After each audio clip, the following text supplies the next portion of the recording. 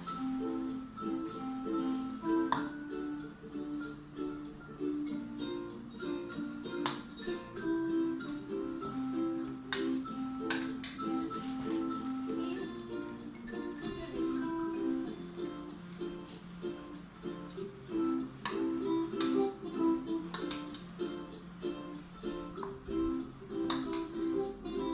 vez que ya estén unidos con nuestras manos, vamos a ir mezclando mejor.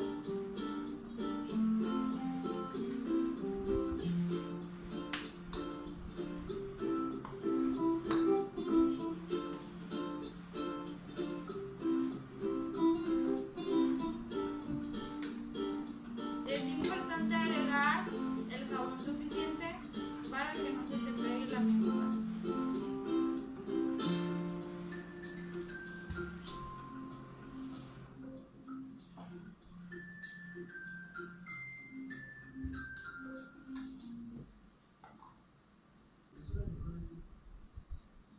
Así, una vez que ya estén todos, mezclamos.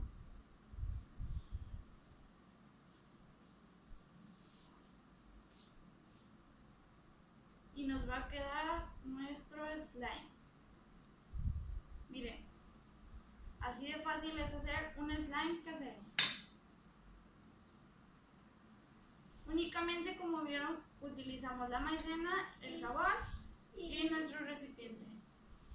Muchas gracias por haber visto este video, espero que les guste y puedan hacer un slime en su casa.